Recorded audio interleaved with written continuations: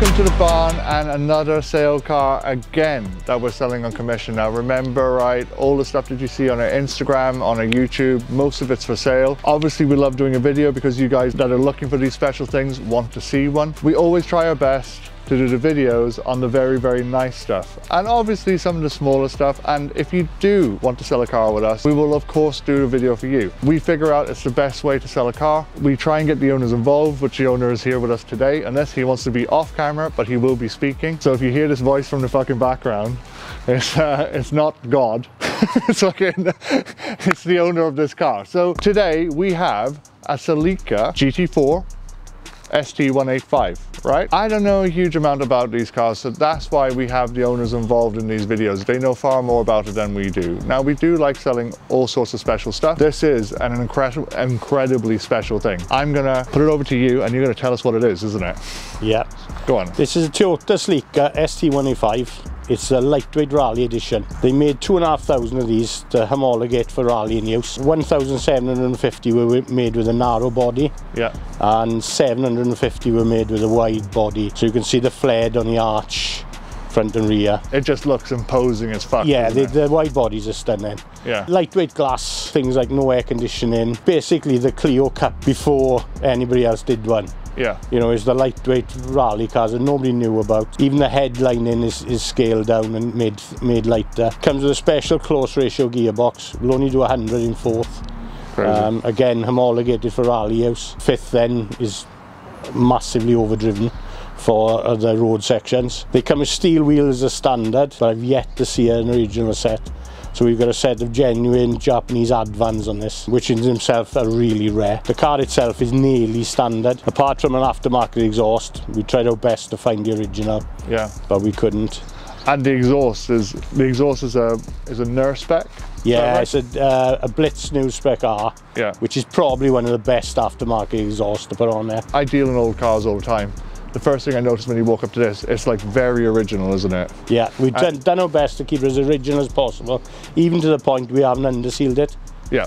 We haven't hidden it with black underseal or... And that's the best things when it comes to these old cars. Lots of owners go down the line of undersealing it because they think it's the right thing to do. And sometimes it is. Is it a clear underseal that they use on these, that it's not so bad? Yeah. But you see that really thick black tar stuff and that is no good. Obviously with all our cars, we are open to inspections on anything. So if we have the facilities here, if you wanted to come down and view it, we could put it up on a ramp. This gent, you own a garage, don't you? Yeah. And he actually works on rally cars and he does this shit for a living. So when he's saying that it's very, very nice underneath, I can pretty much put money on it that it is. It is a very special thing, but I mean, the first thing I noticed, I mean, I only drove it from over here to the photograph spot. We're gonna take it for a little spin now and show you what it's like inside. But the first thing I noticed was it's just so original, very straight. Like down the flanks, it's dead straight, isn't it? Yep. And like all the panel gaps seem to line up really, really well, which is a massive thing in these because obviously, once again, they've gone through time when they weren't worth a lot of money, so the people didn't actually give a fuck about them. And then they become like very, very expensive very quick, and now these are investments. So when you're looking for one, you want it to be as original as possible and as straight as possible, and this car just screams originality. So like inside, the interior is beautiful, down the flanks are great, all the arches look very, very solid. I had a quick brief look underneath and like you said, it doesn't look like it's had any welding or anything. It's never had welding, and they're notorious for in and out the sills. Yeah. But being a lightweight, it didn't get a sunroof. Right. Which is where the gutter rails run and rot out, so it's solid underneath. It's hard to coat the paint in the past, but only because the lacquer was peeling. Yeah. And it's the exact same colour. I think it's moonstone grey. Yeah. So yeah, very nice clean car. And it's cool because like when I was driving it over here earlier, it feels stock. It doesn't feel modified.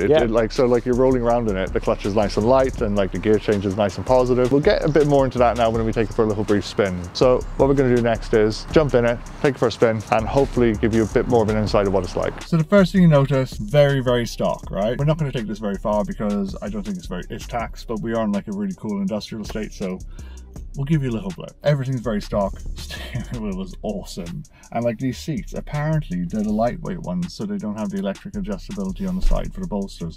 So they do like kind of hug you in.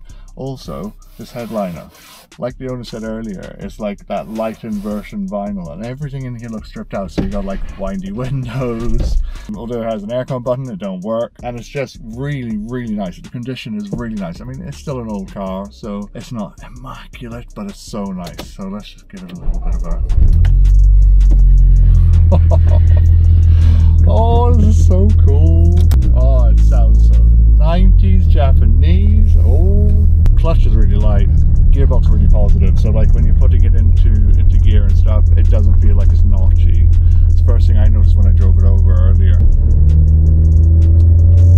Now we're going to get a little bit of temperature in it first before we do anything like quick. We'll obviously give it a little bit of a blast.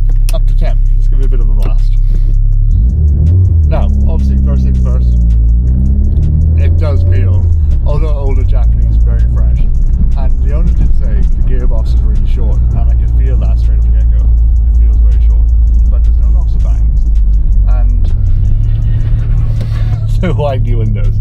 It feels like so usable. You know, so like if you went and bought this back in the fucking 90s, and you're like, I'm gonna get myself a rally car for the road, and then use it to go to work. I can see why they could do it. And you get that little hint of turbo, so you know, like, oh shit, she's got a bit of something under there. I mean, like, if you didn't notice anyway, it's the most understated rally car thing I've ever seen in my entire life. It's got big puffy arches, isn't it? Let's give it a little bit. Oh, that's amazing! Little boost case starts flying up. Very, very nice. And it drives so tight. Oh my god. Like, I'm not going to give it a thrashing because we're in a built up area anyway, but a little bit on boost, it starts pulling really, really nice. And it boosts really clean as well, so like, no hesitations, really nice. We're only going to take this for a short drive, guys. Just give you a little bit of an insight. Oh, it feels so light. What I want to do is kind of get it to 5th, because the owner said that it's really short in the first 4 ratios and it goes to 5th, which is like kind of an overdrive, which I want to see. So we'll go in a second. Very close. Oh my god, they're really close. 5th is like really, really far away. So like 3rd, 4th, really close. But stuff like that is so special. This is such a special thing. It feels really light as well. Do you know, like when you're turning it in and stuff, even though it's 4-wheel drive, it doesn't feel lumpy or heavy. I really like it. Like, really, really like it.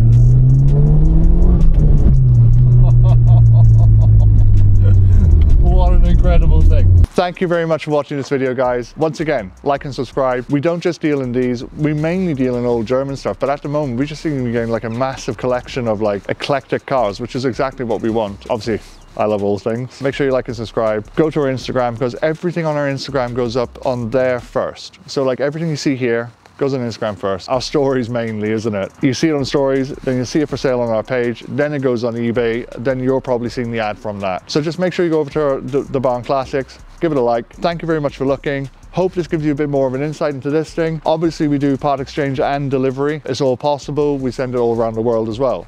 Possible. So if you're looking at this from America, or if you're looking at this from Europe, wherever you may be, we'll be able to send it to you. Thank you very much. Like and subscribe. Have a good day.